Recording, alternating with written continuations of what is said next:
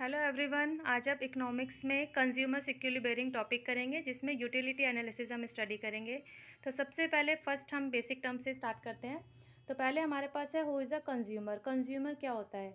A consumer is an economic agent who uses goods and services for the direct satisfaction of his और हर wants.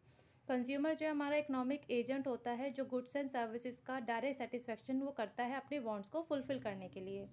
Generally a consumer is an individual. Generally हम consumer को एक individual लेते हैं, but in practice normally जब हमारा जो practice में हम यूज़ करते हैं कंज्यूमर कंसिस्ट ऑफ, कंज्यूमर में क्या क्या चीज़ हम इंक्लूड करते हैं, इंस्टीट्यूशंस हो गया, इंडिविजुअल्स हो गए, ग्रुप ऑफ इंडिविजुअल्स हो गए या हाउस होल्ड्स। तो इन सब को भी हम कंज्यूमर कहते हैं।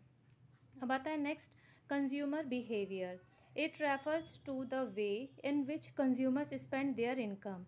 देखिए, कंज्यूमर बिहेवियर क्या होता है कि कंज्यूमर अपने इनकम को जिस वे में एक्सपेंड करता है कंज्यूम करने के लिए, उस वे ऑफ कंजम्पशन या वे ऑफ एक्सपेंडिचर को हम कहते हैं consumer behaviour. The consumer derives utility from his expenditure. Consumer ने जो एक्सपेंडिचर करा उससे उसे यूटिलिटी डिराइव वो करेगा। The consumer chooses his expenditure and maximizes his utility with the given income and given prices of goods and services। Consumer ने जो expenditure करे हैं, चूज़ करा एक्सपेंडिचर के लिए, क्यों करा है? उसे यूटिलाइजेशन मैक्सिमम करना है, उसके पास गिवन इनकम है और गुड्स एंड सर्विसेज के प्राइसेस भी उसके पास गिवन है। अब नेक्स्ट आता है यूटिलिटी कंसेप्ट। क्या होता है utility? Consumption of goods and services leads to satisfaction of human wants. जब हम कंजम्पशन करते हैं किसी गुड्स एंड सर्विसेज का तो उससे हमें कुछ ना कुछ सेटिस्फैक्शन हमें मिलती है। मीन्स कि हमारी जो भी वांट्स है उसको हम सेटिस्फाई करते हैं उस कंजम्पशन के through. For example, when we consume a cup of coffee and we get some satisfaction. अगर हमने कप ऑफ कॉफ़ी कंज्यूम करी है तो हमें कुछ ना कुछ सेटिस्फैक्शन मिला होगा, तो this satisfaction is called utility. तो ये जो सेटिस्फैक्शन है इसे हम कहेंगे यूटिलिटी। दस यूटिलिटी में बी डिफाइंड। यूटिलिटी को हम कैसे डिफाइन करते हैं?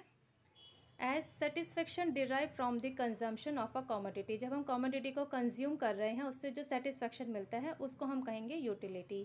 या हम इसे ये भी कह सकते हैं, it may be defined as want satisfying power of a commodity. Commodity की जो वांट सेटिस्फाइंग पावर है उसको भी हम यूटिलिटी कहते हैं। अब आता है मेजरमेंट ऑफ यूटिलिटी। यूटिलिटी को हम कैसे मेज़र करेंगे? तो हमारे पास मेजरमेंट के दो कंसेप्ट है, कार्डिनल एंड ऑर्डिनल मेजरमेंट। तो कार्डिनल मेजरमेंट स्टार्ट करते हैं। कार्डिनल मेजरमेंट कंसेप्ट जो है अल्फ्रेड मार्शल द्वारा दिया गया है। तो according to Alfred Marshall, he believes that we can measure satisfaction in terms of cardinal numbers like 1 2 3 4 etcetera. Marshall believe करते हैं कि सेटिस्फैक्शन जो है कार्डिनल नंबर्स में मेज़र किया जा सकता है, इसलिए उन्होंने यूटिस जो है 1 2 3 4 उसको कार्डिनल नंबर से रिप्रेजेंट करा है सेटिस्फैक्शन को। The standard unit of measurement by Marshall to measure utility is called UTIS। जो मार्शल ने मेजरमेंट के लिए स्टैंडर्ड यूनिट ली है यूटिलिटी को मेज़र करने के लिए उसको हम कहते हैं utils. So when we express our satisfaction as equal to utils, this is called cardinal measurement of utility. तो जब हम अपने सेटिस्फैक्शन को यूटिल्स में मेज़र कर सकते हैं उस कंसेप्ट को हम कहते हैं कार्डिनल मेजरमेंट ऑफ यूटिलिटी। अब नेक्स्ट आता है ऑर्डिनल मेजरमेंट। ऑर्डिनल मेजरमेंट क्या होता है? ये हिक्स ने दिया है। Hicks on the other hand believes that satisfaction can only be ranked as high और लो। उन्होंने बिलीव करा है कि सेटिस्फैक्शन जो है या तो हाई होगा या लो होगा। It can not be expressed in terms of units और यूटिल्स। उसको हम यूनिट्स या यूटिल्स में मेज़र नहीं कर सकते। Thus we can say that if a cup of coffee gives us greater satisfaction than a cup of tea, this is called ordinal measurement of utility. अगर हम बात करें कि हमें कप ऑफ कॉफ़ी जो है ग्रेटर सेटिस्फैक्शन दे रहा है टी की कंपैरिजन में, तो ये जो ग्रेटर सेटिस्फैक्शन वर्ड है ये हमारा ऑर्डिनल मेजरमेंट ऑफ यूटिलिटी को रिप्रेजेंट करता है। अब आता है next topic, concept of total utility and marginal utility. क्या होता है टोटल यूटिलिटी? टी यूसेस को रिप्रेजेंट करते हैं। It is a sum total of utility derive from the consumption of all the units of a commodity. Commodity की जितनी units हमने consume करी है उससे जो सेटिस्फैक्शन हमें मिलता है टोटल कंबाइनली, तो उसको हम कहेंगे टोटल यूटिलिटी। फिर आता है marginal utility, M U represent करते हैं इसको। It refers to additional utility on account of consumption of an additional unit of a commodity.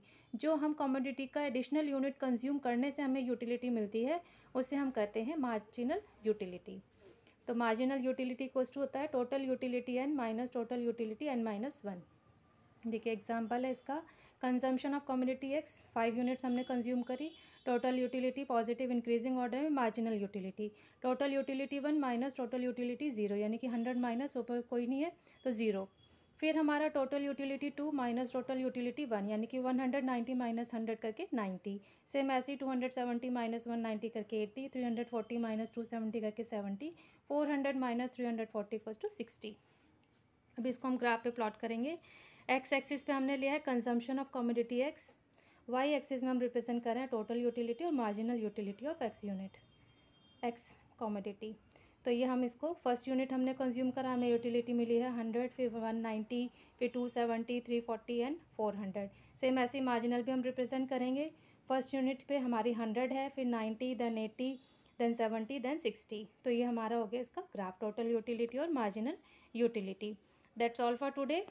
Hope आपको ये कंसेप्ट अच्छे से समझ में आ गए होंगे। If you like this video please share it, like it and subscribe my channel for watching my latest video. Thank you students. Have a nice day. Bye bye.